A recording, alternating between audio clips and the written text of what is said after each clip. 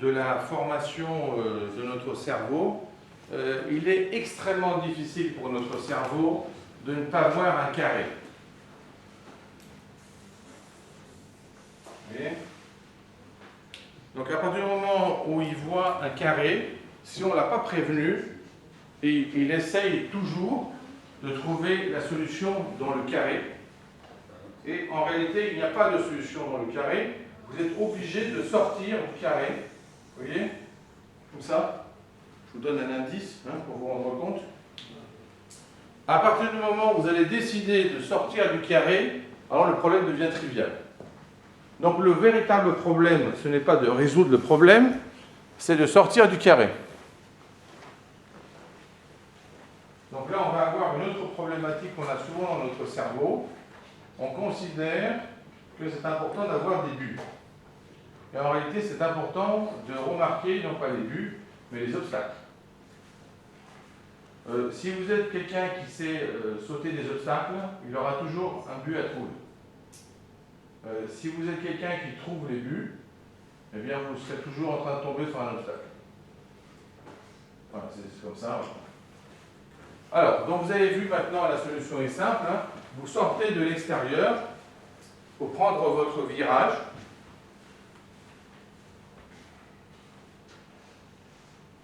D'accord ?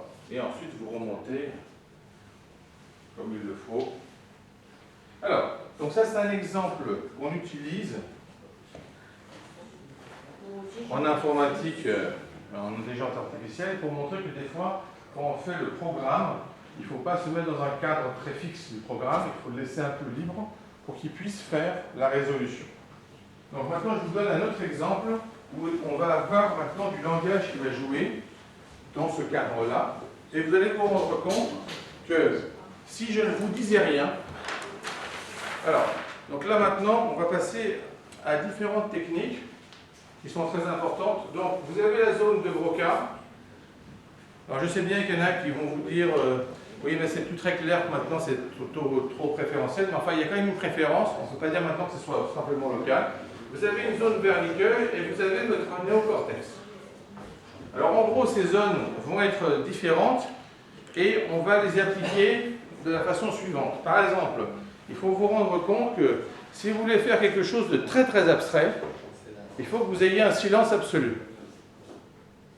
Donc ça, c'est la zone du néocortex, c'est la zone qui est la plus développée dans notre cerveau depuis que ça s'est évolué. Donc c'est la partie frontale.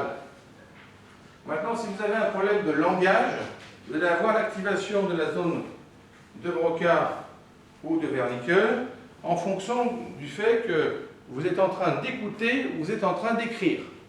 Donc par exemple, en sachant ce genre de technique, c'est bien, quand on vous donne un problème, de l'écrire, de le lire et de ne plus parler.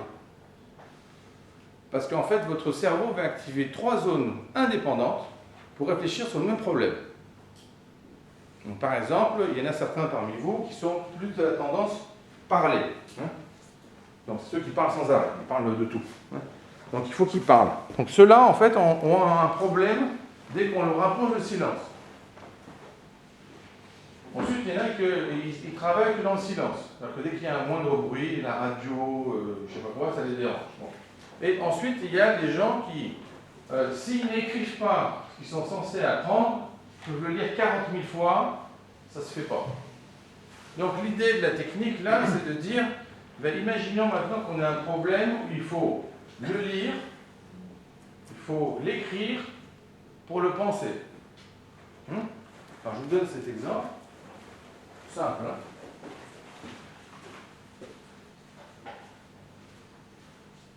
Alors, je peux vous le donner de façon différente. Je peux vous le donner de façon simple, je peux vous le donner de façon vicieuse ou extrêmement vicieuse. Vous préférez quoi? Simple. Très vicieux. Oh. Bon.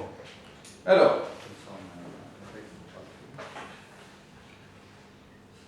Voilà, donc c'est une suite de nombres. Non, ne commencez pas à dire oh non, alors j'ai écrit juste un, quoi, je dis.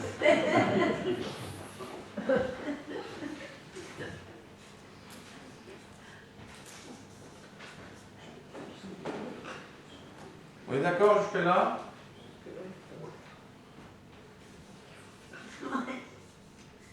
Voilà. Donc, si je vous donnais les trois premiers, vous auriez un élément perturbateur. Là, vous aurez une tendance à dire « Ah, ben, il va y avoir quelque chose qui est simple ». En vous donnant le quatrième, vous avez un élément révélateur, qui n'est pas perturbateur, au contraire, et qui va vous indiquer que ce n'est pas ce que vous aviez pensé. D'accord? Bon. Maintenant, il faut que vous recolliez ça. Alors, mon problème maintenant, là, c'est pas que vous trouviez la valeur suivante, c'est de trouver quel est le rapport entre ce que j'ai dit précédemment, juste précédemment, avant le trait vicieux, et maintenant. Voilà. À partir du moment où vous trouvez ça, après, la valeur suivante est triviale. Donc, le but n'est pas le but c'est l'obstacle, et dès que vous repérez l'obstacle, vous pouvez trouver le but.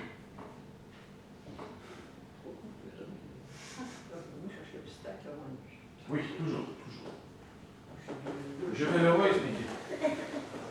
L'obstacle avant le but. Alors, on garde ça en mémoire. Donc, je mets un chien. D'accord? Je mets un obstacle et je mets de la nourriture. Donc, par exemple, c'est du barbelé. Donc, il arrive à voir. D'accord? Donc, un chien normal, il fait ça. Donc, sa trajectoire est caractérisée par le but. Il arrive sur l'obstacle, la trajectoire s'arrête. Voilà. Et il regarde, ça bouffe. Il se dit, bah merde, alors il y a un obstacle. Bon. Alors, ensuite, un chien un peu plus intelligent, donc il faut que ce soit quand même un berger allemand, ou belge, va faire ça. Donc maintenant, imaginez que vous soyez un chien, mais vous ne voyez pas l'obstacle. Vous vous dites, le pauvre type. Hein. Alors que la nourriture est là, elle lui fait le tour. D'accord? Mais en gros, en fait, c'est notre niveau d'intelligence quand on regarde quelqu'un qui est plus intelligent que nous. Parce qu'il évite un obstacle que nous, on ne voit même pas. On se dit, mais il est con. Pourquoi il fait ça? Alors après, une fois qu'il nous l'a expliqué, on dit, voilà, vous voyez, c'est le processus de retour, le feedback. Donc, il faut vous rendre compte que dans cette partie-là, le chien a une trajectoire qui est vraiment pas normale, puisqu'en réalité, il s'éloigne de la solution. À partir du moment où on dépasse l'obstacle, ça c'est une trajectoire normale. Vous êtes d'accord? Donc cette partie est uniforme, cette partie est non uniforme. C'est cette partie-là qui nous intéresse dans le domaine du langage et de la pensée. C'est comment réfléchir à cette partie-là alors que le but est là. Et bien c'est très simple, cette partie-là est caractérisée bien plus par l'obstacle que par le but. Donc quand vous êtes dans le cadre du raisonnement non uniforme, l'obstacle peut être exploité pour changer de trajectoire, et en changeant de trajectoire, vous pouvez acquérir l'accès au but sans qu'il y ait un problème. Alors je reviens maintenant à ça. Donc qui c'est qui a trouvé la valeur suivante? Oui, monsieur. Alors. Je le donne comment? 1, 2, 1, 2, 2, 1. Alors j'écris, hein. Ah, ensuite 1, 2. Pardon, 1, 1, j'arrive même pas à me relire. Bon. On recommence. On recommence. 1, 2, 2, 1. Voilà. Est-ce que tout le monde est d'accord? Non. Bon, alors, donc en fait, ça c'est ce qu'on appelle la suite de Conway. Mais ça, vous en foutez, on est d'accord, hein, pour l'instant. Bon. Alors en réalité, donc, cette suite, donc, qui correspond à ce que je disais précédemment, c'est qu'en fait, vous lisez ce que vous écrivez. Donc, là, on a écrit 1, 1. Donc là, on a écrit 2, 1. Là, on a écrit 1, 2, 1, 1. Donc ici, maintenant, qu'est-ce qu'on lit? On lit 1, 1, 1, 2 et 2, 1. Bien, c'est exactement la réponse de monsieur. On est d'accord? Donc maintenant, je vais en déduire la suite. Donc ici, maintenant, qu'est-ce que je vais écrire comme suite? Dites-moi. Voilà, 3, 1, 3, 1, 2, 2 et 1, 1. Vous êtes d'accord? Alors, vous allez remarquer maintenant dans votre cerveau qu'à partir du moment où vous comprenez que vous transcrivez ce que vous dites, eh bien c'est totalement trivial comme suite. Et c'est même pire en fait parce qu'elle est indépendante de son début. C'est-à-dire que si vous connaissez ce mot-là, vous pouvez trouver le suivant, indépendamment de ça. En fait, c'est une suite qui est vraiment très déterminée, pas simplement déterminée par l'ensemble, elle est totalement déterminée par le précédent.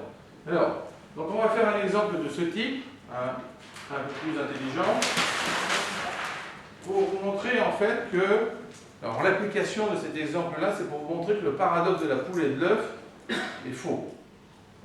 D'accord? Ce n'est pas un paradoxe. La plupart des gens pensent que c'est un paradoxe. Donc ce n'est pas une référence aux dinosaures, hein, qui existaient avant les poules, etc. De toute façon, les poules, c'est des dinosaures aussi. Alors, je vais définir la notion de bloc. Alors un bloc, c'est un objet où je vois plusieurs fois la même chose. D'accord?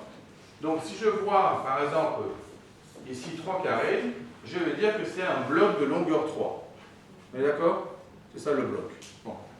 Ensuite, je vais définir un alphabet. Alors pour ceux qui pensaient qu'on allait passer à des alphabets normaux, ne vous inquiétez pas, on est dans le langage des pensées. Donc l'alphabet normal ici, c'est 1 et 2. Donc vous n'avez le droit d'utiliser que 1 et 2. Si vous voyez par exemple 1, 1, 1, 1, c'est un bloc, ça. Si vous voyez 1, 2, 1, c'est pas un bloc. Il faut que ça soit continu. Alors, maintenant on va définir un objet qui va se définir lui-même. Et vous allez vous rendre compte comment va fonctionner votre cerveau, alors qu'au départ ça va lui sembler un peu bizarre. Alors, cette suite, a priori elle est pas finie, eh bien, elle va se définir par ses propres valeurs. Donc je vous donne simplement le 2 au départ, et je dis que cette suite définit la longueur des blocs.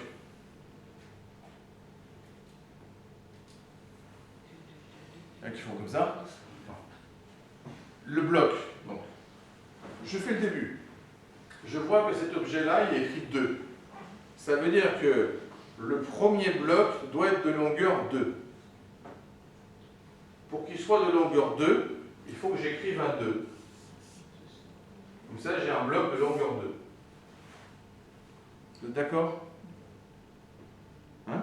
Donc là, ici, j'ai de la syntaxe, et dedans, j'ai de la sémantique.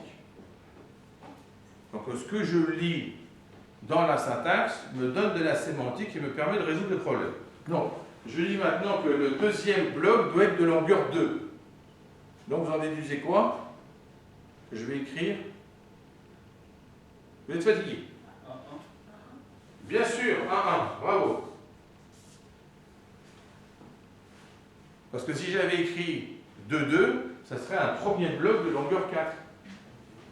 Voilà. Donc là maintenant, c'est ça la poule et l'œuf. Là vous êtes en train de lire l'œuf et vous créez la poule. Et en créant la poule, vous créez l'œuf. Donc, le premier bloc est de longueur 2, le deuxième bloc est de longueur 2. Donc, je vous demande simplement de trouver jusqu'au 10e bloc les valeurs. Donc, vous écrivez les valeurs, comme ça, jusqu'au 10e bloc.